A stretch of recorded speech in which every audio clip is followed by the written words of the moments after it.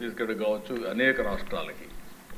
అయితే అధ్యక్ష ఇక్కడ ఒకసారి చూస్తే building blocks of Andhra Pradesh logistics management సిస్టంలో, ఎకో సిస్టంలో ట్రాన్స్పోర్టేషన్ నెట్వర్క్స్, రోడ్వేస్, రైళ్లు, Airways, water transport, pipe line networks.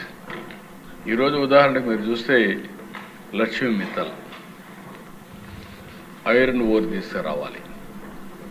Iron ore అక్కడి నుంచి తీసుకురావాలంటే వ్యాగన్స్లో వచ్చినా లారీల్లో వచ్చినా కాస్ట్ ఎక్కువ అవుతుంది. కాబట్టి ఇప్పుడు పైప్ లైన్ పెట్టి ఐరన్ ఓర్ స్లర్రీ నేరుగా అక్కడి నుంచి ఇక్కడ నక్కపల్లి దగ్గర ఎక్కడైతే ప్లాంట్ పెడుతున్నారో అక్కడికి వస్తుంది. ఇది కాస్ట్ ఎఫెక్టివ్, పొల్యూషన్ ఉండదు. దీనికి కూడా చాలా ప్రయత్నం చేశాం. అక్కడైతే ఎంఎంఎన్ఎల్ అయితే ఇవ్వనంటే గట్టిగా ప్రధానమంత్రి గారు కూడా చాలా స్పష్టంగా చెప్పి ఇదేంటిది పొల్యూషన్ కూడా ఉంటుంది, కరెక్ట్ కాదని ఇచ్చారు.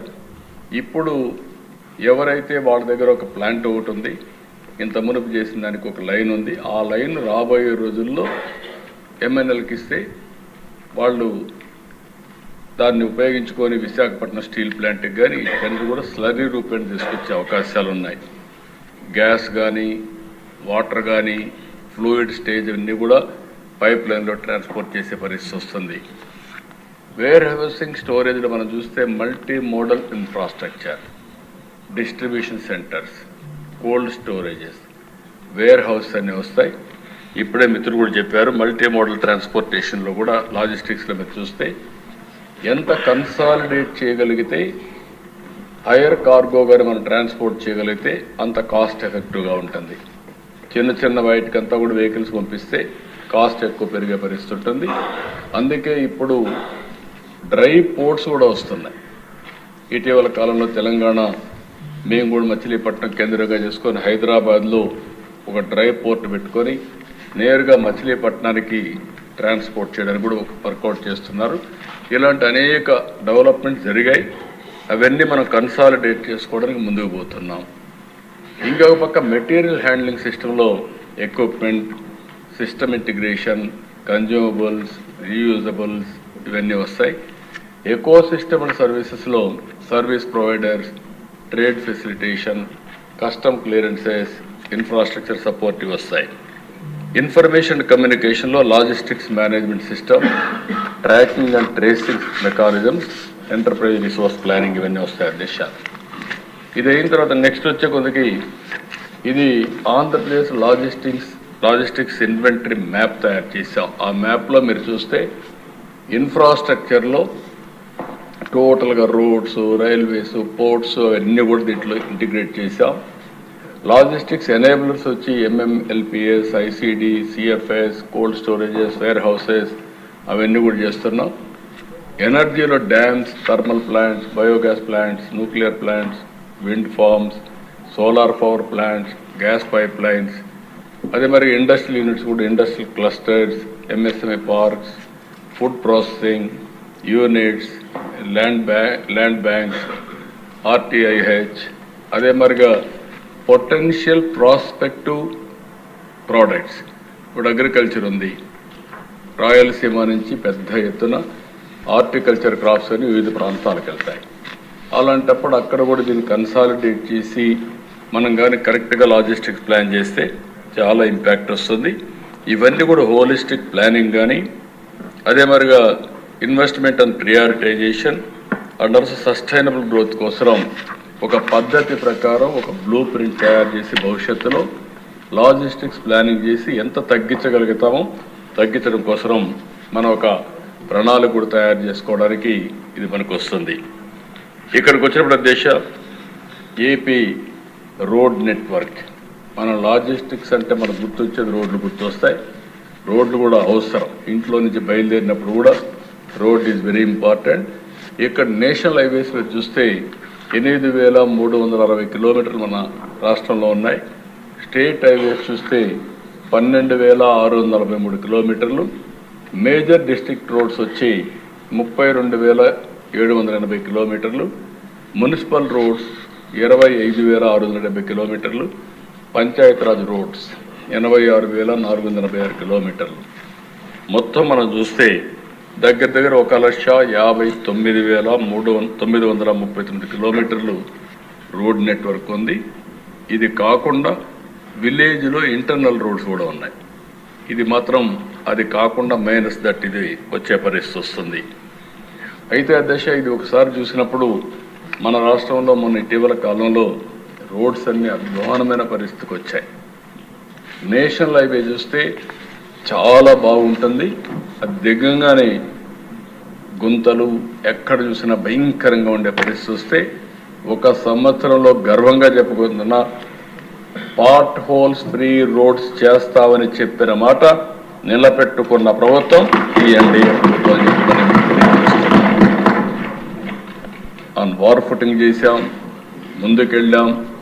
అయితే ఇంకా చేయాల్సిన చాలా ఉంది. మనకు నిధుల కొరతలున్నాయి. అవన్నీ కూడా అధిగమించడం కోసం అన్ని విధాల ప్రయత్నం చేసి మనం ముందుకెళ్ళాం. ఇంకొక పక్కన port and harbour road connectivity projects కూడా 23 ప్రాజెక్టులు ఐడెంటిఫై చేశాం. టోటల్ లెంగ్త్ వచ్చి 432 కిలోమీటర్లు. దీనికి కూడా 18,445 కిలోమీటర్ 45 కోట్ల రూపాయలు అవుతుంది. దగ్గర 18,500 కోట్ల రూపాయలు అవుతుంది. దాన్ని కూడా ఏ విధంగా కంప్లీట్ చేయాలో కంప్లీట్ చేస్తే చాలా వరకు పోర్ట్ కనెక్టివిటీ వస్తుంది. దాని మీద కూడా వర్కౌట్ చేస్తున్నాం. ఇక్కడికి వచ్చినప్పుడు దేశ మనందరికి కూడా ఇంపార్టెంట్ వచ్చి ఈ రోడ్ చాలా ఇంపార్టెంట్. ఇది అందరూ కూడా ప్రతిరోజు అడిగేది అడుగుతూ ఉంటారు, మా ఊరు రోడ్డు బాగుండాలని. అందుకే జనార్దన్ రెడ్డి గారికి ఉన్నారు మంత్రిగా. దీన్ని ఎఫెక్ట్గా నేను ఒక మాట చెప్పాను ఆయనకు, డబ్బులు ఏం చేయాలని ఆలోచిస్తాం కానీ పార్ట్ హోల్ కానీ పడితే మాత్రం మిమ్మల్ని నేను వదిలిపెట్టని చాలా స్పష్టంగా చెప్పాను. వీలైనంత వరకు, ఎందుకంటే దేశ రోడ్డు అనేది నిరంతరం మెయింటైన్ చేయాలి. ఒక ఆస్తిని సంపాదించడం ఎంత ముఖ్యమో, నిర్మాణం చేయడం ఎంత ముఖ్యమో, ఆ నిర్మాణం చేసిన ఆస్తిని మెయింటైన్ చేయడం కూడా అంతే ముఖ్యం. ఒక ఇంటికి రెగ్యులర్గా పెయింట్ వేస్తూ ఉంటాం, లేకుంటే ఒక ఇంటిని రెగ్యులర్ క్లీన్ చేస్తూ ఉంటాం. ఒక రోడ్డు కూడా అంతే. ఎప్పటికప్పుడు ఆ రోడ్డు కానీ బిల్డింగ్స్ కానీ మెయింటెనెన్స్ చేస్తే తప్ప ఇవి ఉండవు. అదే మరిగా రోడ్డు అయితే కంటిన్యూగా కొన్ని ప్రాంతాల్లో మనకు కొన్ని ఇబ్బందులు కూడా ఉన్నాయి. ఈస్ట్ గోదావరి, వెస్ట్ గోదావరి ఉంది. వీళ్ళు చూస్తే బ్లాక్ కాటన్ సాయిల్స్, వర్షం పడినప్పుడు ఆ రోడ్డు ఎక్కువ డ్యామేజ్ అవుతూ ఉంటాయి.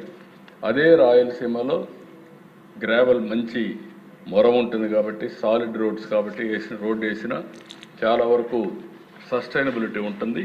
ఇలాంటి సమస్యలు కూడా ఉన్నాయి. అది దృష్టిలో పెట్టుకొని ఎప్పటి నుంచో ఈ ప్రభుత్వం అయితే, నేను మళ్ళా గర్వకారణంగా చెప్తున్నా, ఈరోజు ఇన్ఫ్రాస్ట్రక్చర్ ప్రాజెక్ట్స్కి అన్నిటికీ ఇనిషియేషన్ తీసుకుంది ఫ్రమ్ ఆంధ్రప్రదేశే. ఎందుకు ఈ మాట వాడుతున్నానంటే, ఫస్ట్ టైం నేను ముఖ్యమంత్రిగా నెల్లూరుని తిరుపతికి పోవాలంటే నేషనల్ హైవేలో 7-8 గంటలు పట్టేది. ఒక్కొక్క గుంత చూస్తే 5 అడుగులు 4 అడుగులు నేషనల్ హైవేస్లో. అదే మరి కలకత్తా నుంచి చెన్నైకి రోడ్లో రావాలంటే 4 రోజులు 5 రోజులు వారం రోజులు పట్టేది. భయంకరమైన రోడ్స్. నేను ఒకసారి మలేషియా పోయినప్పుడు అక్కడ చూస్తే, మలేషియా మన దేశంతో కంపేర్ చేస్తే చాలా చిన్న దేశం, 2 కోట్లు. ఆ దేశంలో east west corridor 8 lane road వేశారు. సర్వీస్ రోడ్స్ కూడా ప్రొవైడ్ చేసే పరిస్థితికి వచ్చారు. అవి చూసిన తర్వాత ఆనాటి ప్రధానమంత్రి వాజ్పేయి గారు చెప్తే, ఫస్ట్ టైం దేశంలో పీపీపీ మోడల్లో నేషనల్ హైవే స్టార్ట్ చేశారు. First proof of concept Nellore to Chennai, Malaysian company. అది సక్సెస్ అయింది. వితిన్ 4 సంవత్సరాల్లో దేశం మొత్తం గోల్డెన్ క్వాడ్రిలేటరల్ రోడ్డు వచ్చింది. ఇది దేశానికే ఒక మణిహారంగా తయారైంది కూడా మీకు తెలియజేస్తున్నాను. అక్కడి నుంచి దిశ ఇప్పుడు ఈ రోడ్స్కి వచ్చినప్పుడు ఇప్పటికే ఈ అన్ని రోడ్ల పార్ట్ హోల్స్ అన్ని క్లియర్ చేయడానికి RIDF ద్వారా ఒక 400 కోట్లు 1250 కిలోమీటర్లకి, upgradation of state highways and other roads ఒక 600 కోట్లు 1433 కిలోమీటర్లకి. ఈ 2 టెండర్స్ కూడా పిలిచారు. ఇంకో పక్క ఇంటెన్సివ్ ప్యాచ్ వర్క్ 5,946 కిలోమీటర్ ఒక 500 కోట్లు.